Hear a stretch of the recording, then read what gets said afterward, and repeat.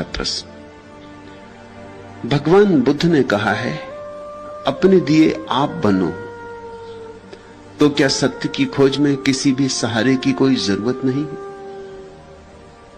यह जानने को भी तो तुम्हें बुद्ध के पास जाना पड़ेगा ना। अपने दिए आप बनो, इतनी ही जरूरत है गुरु की। गुरु तुम्हारी बैसाखी नहीं बनने वाला है। जो वैसाखी बन जाए तुम्हारी, वो तुम्हारा दुश्मन है, गुरु नहीं। क्योंकि जो वैसाखी बन जाए तुम्हारी, वो तुम्हें सदा के लिए लंगड़ा कर देगा। और अगर वैसाखी पर तुम निर्भर रहने लगे तो तुम अपने पैरों को कब खोजोगे, अपनी गति कब खोजोगे, अपनी ऊर्जा कब खोजोगे? जो तुम्हारे लिए हाथ पकड़ के चलाने लगे, वो गुरु तुम्हें अंधा रखेगा।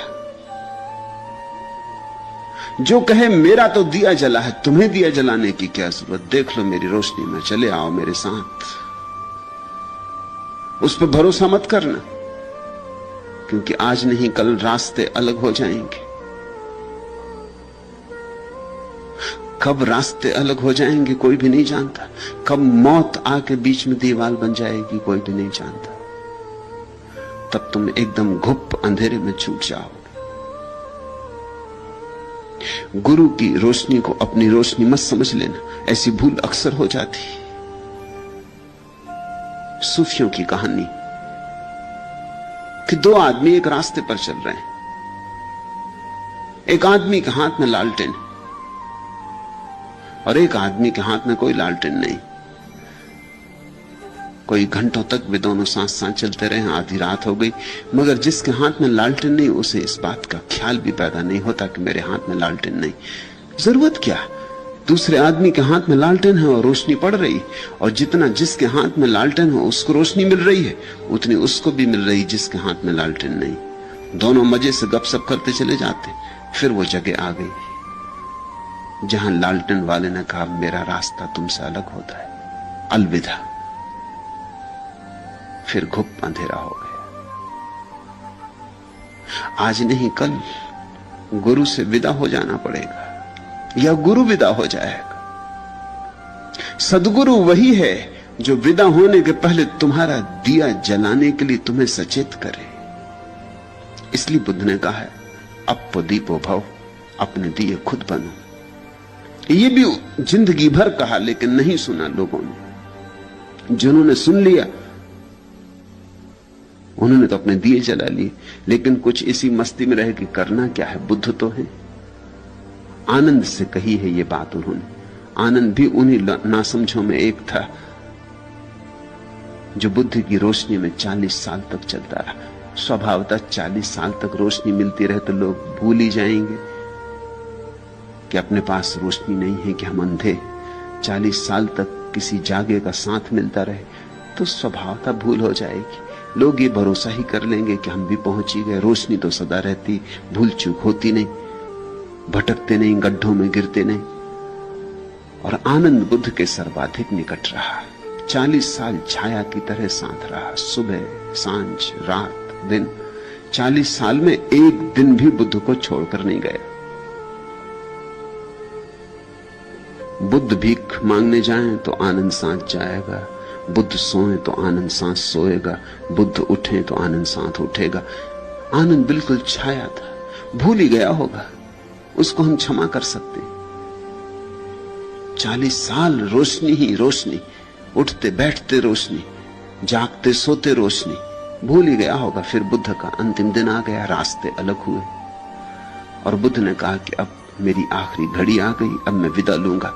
भिक्षुओं, किसी को कुछ पूछना हो तो पूछ लो, बस आज मैं आखिरी सांस लूंगा।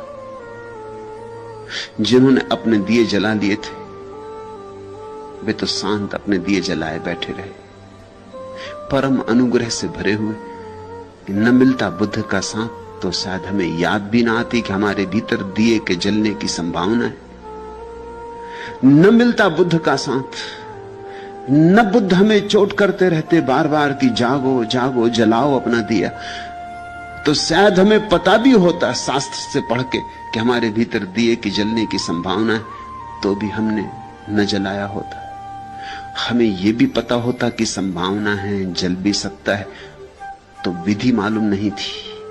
आखिर दिया बनाना हो तो विधि भी तो आनी चाहिए, बाती बनानी आनी चाहिए, तेल भरना आना चाहिए, फिर दिया ऐसा होना चाहिए कि तेल बहना चाहे, फिर दिए को संभाल भी करनी होती, नहीं तो कभी बाती तेल में ही गिर जाएगी और दिया बुझ जाएगा। वो साज संभाल भी आनी चाहिए, विधि भी आनी चाहिए, फिर चकमक पत्थर भी खोजने चाहिए, फिर आग पैदा करने की कला भी होनी चाहिए।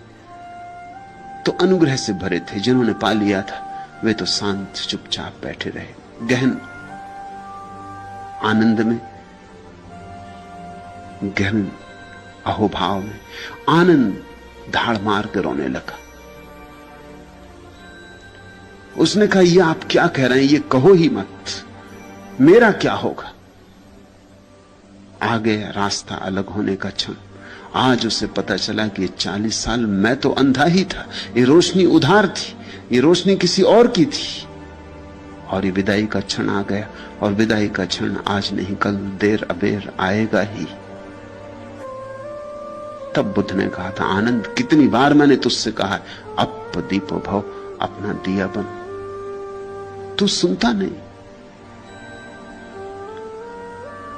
अब तू समझ, 40 साल निरंतर कहने पर तूने नहीं सुना, इसलिए रोना पड़ रहा है। देख उनको जिन्होंने सुना, वो दिया बने शांत अपनी जगह बैठे। बुद्ध के जाने से एक तरह का संवेग है। इस अपूर्व मनुष्य के साथ इतने दिन रहने का मौका मिला, आज अलग होने का क्षण आया तो एक तरह की उदासी है, मगर धाड़ मार के नहीं रो रहे, क्योंकि ये डर नहीं है कि अंधेरा हो जाएगा। अपना अपना दिया उन्होंने जला लिया है। तुम पूछते हो, भगवान बुद्ध ने कहा है अपने दिए आप बनो, तो क्या सत्य की खोज में किसी भी सहारे की कोई जरूरत नहीं है? ये जरा नाजुक सवाल है। नाजुक इसलिए कि एक अर्थ में जरूरत है और एक अर्थ में जरूरत नहीं। इस अर्थ में जरूरत है कि तुम अपने से तो शायद जाग ही ना सकोगे, तुम्हारी नींद बड़ी गहरी, कोई तुम्हें जगाए। लेकिन इस अर्थ में जरूरत नहीं है कि किसी दूसरे के जगाने से ही तुम जाग जाओगे। जब तक तुम ही ना जागना चाहो, कोई तुम्हें जगा ना सकेगा। और अगर तुम जागना चाहो तो बिना किसी के जगाए भी जाग सकते हो, यह संभावना है। बिना गुरु के भी लोग पहुंचे, मगर इसको जड़ सिद्धांत मत बना लेना कि बिना गुरु के कोई पहुंच गया तो तुम भी पहुंच जाओगे। मेरे पास लोग आ जाते, वो कहला लें अगर गुरु ना बनाए तो हम पहुंच सकेंगे कि नहीं। मैंने कहा कि तुम इतनी ही बात खुद नहीं सोच सकते, इसके लिए भी तुम मेरे पास आए। तुमने गुरु तो बना ही लिया। गुरु का मतलब क्या होता है? किसी और से पूछने का, ये भी तुम खुद न खोज पाए। मुझसे लोग आके पूछते हैं कि आपका गुरु कौन था? हमने तो सुना आपका कोई गुरु नहीं था। जब आपने बिना गुरु के पा लिया तो हम क्यों ना पालेंगे? मैं उनसे कहता हूं, मैं कभी किसी से यह भी पूछने नहीं गया कि बिना गुरु के मिलेगा कि नहीं। तुम जब इतनी छोटी सी बात भी खुद निर्णय नहीं कर पाते हो, तो उस विराट सत्य के निर्णय में तुम कैसे सफल हो पाओगे? तो एक अर्थ में गुरु की जरूरत है और एक अर्थ में जरूरत नहीं है। अगर तुम्हारी अभिप्सा प्रगाढ़ हो तो कोई जरूरत नहीं। लेकिन जरूरत या गैर जरूरत, इसकी समस्या क्यों बनाते हो? जितना मिल सके किसी से ले लो, मगर इतना ध्यान रखो कि दूसरे से लिए हुए पर थोड़े दिन काम चल जाए। अंततः तो अपनी समृद्धि खुद ही खोजनी चाहिए, किसी के कंधे पे सवार होकर थोड़ी देर चल लो, अंततः तो अपने पैरों का बल निर्मित करना ही चाहिए।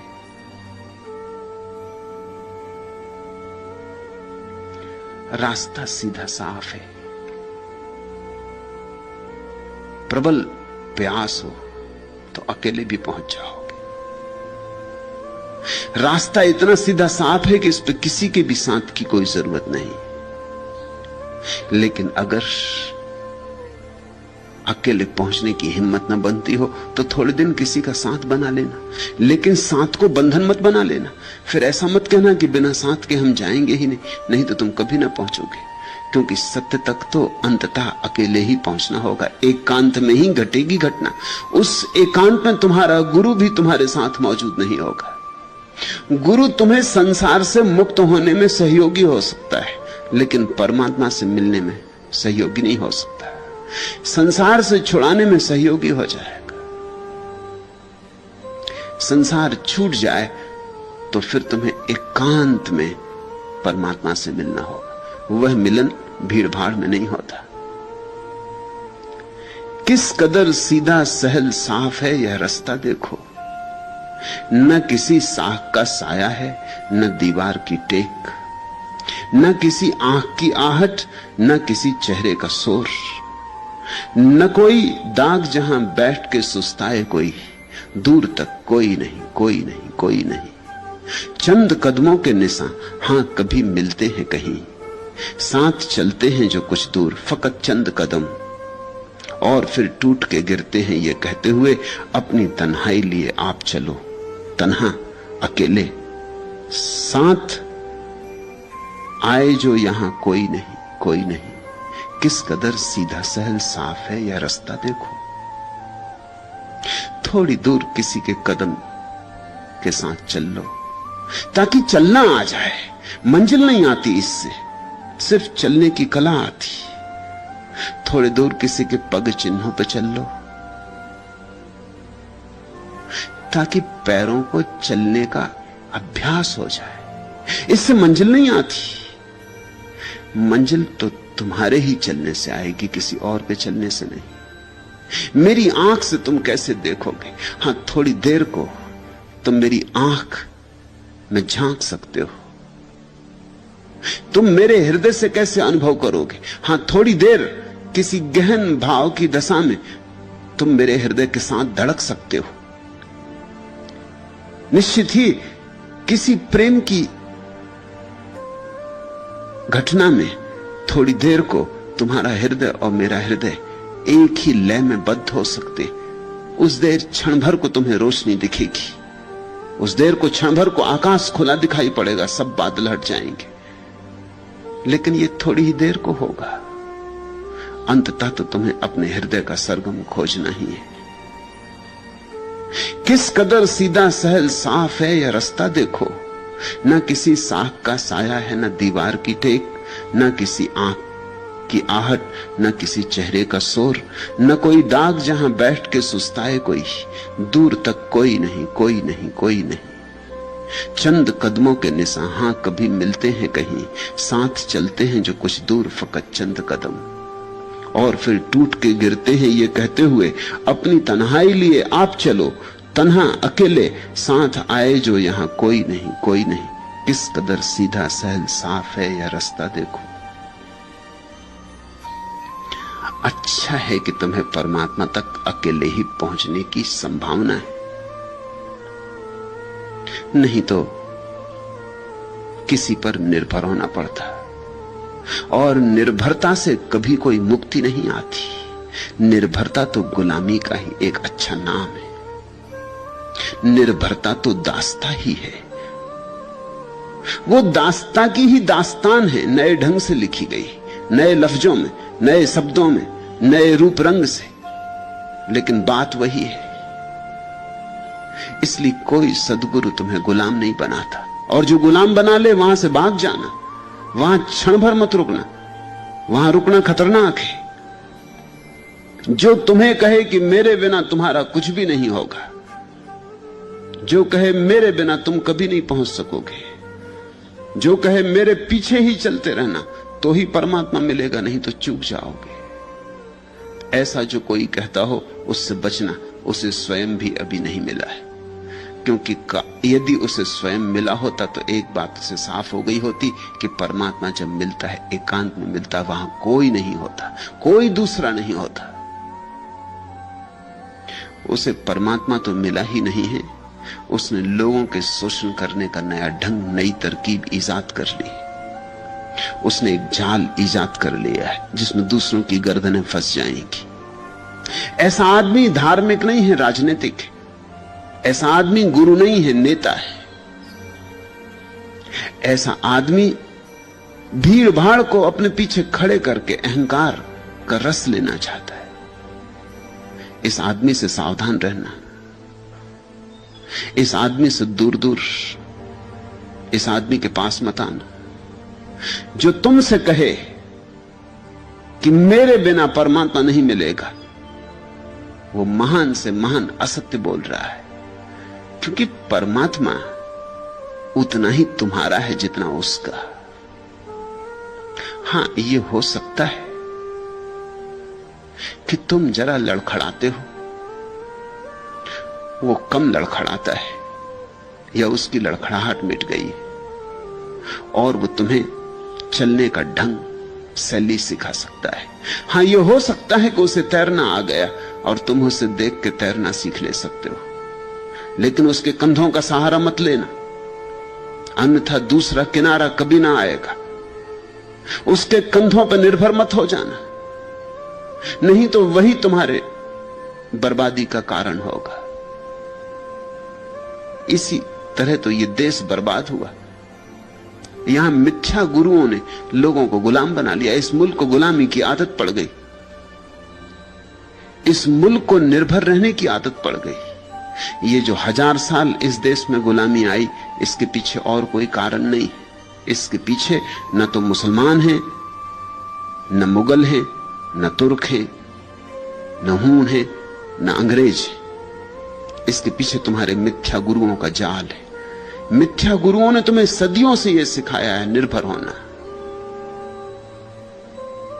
उन्होंने इतना निर्भर होना सिखा दिया कि जब कोई राजनीतिक रूप से भी तुम्हारी छाती पर सवार हो गया, तुम उसी पर निर्भर हो गए।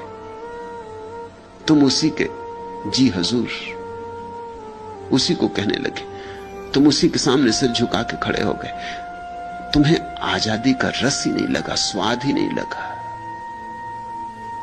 अगर कोई मुझसे पूछे तो तुम्हारी गुलामी की कहानी के पीछे तुम्हारे गुरुओं का हाथ है। उन्होंने तुम्हें मुक्ति नहीं सिखाई, स्वतंत्रता नहीं सिखाई। काश बुद्ध जैसे गुरुओं की तुमने सुनी होती तो इस देश में गुलामी का कोई कारण नहीं था। काश तुमने व्यक्तित्व सीखा होता, निजता सीखी होती। काश तुमने यह सीखा होता कि मुझे मुझ ही होना है, मुझे किसी दूसरे की प्रतिलिपि नहीं होना है, और मुझे अपना दिया खुद बनना है। तो तुम बाहर के जगत में भी पैर जमा के खड़े होते। ये अपमानजनक बात न घटती कि 40 करोड़ का मुल्क मुट्ठी भर लोगों का गुलाम हो जाए। कोई भी आ जाए और ये मुल्क गुलाम हो जाए। जरूर इस मुल्क की आत्मा में गुलामी की गहरी छाप पड़ गई। किसने डाली ये छाप? किसने ये जहर तुम्हारे खून में घोला? किसने विषाक्त की तुम्हारी आत्मा? किसने तुम्हें अंधेरे में रहने के लिए विधियां सिखाई? तुम्हारे तथाकथित गुरुओं ने। वे गुरु नहीं थे। गुरु तो बुद्ध जैसे व्यक्ति ही होते जो कहते हैं अप्पो दीपो भव।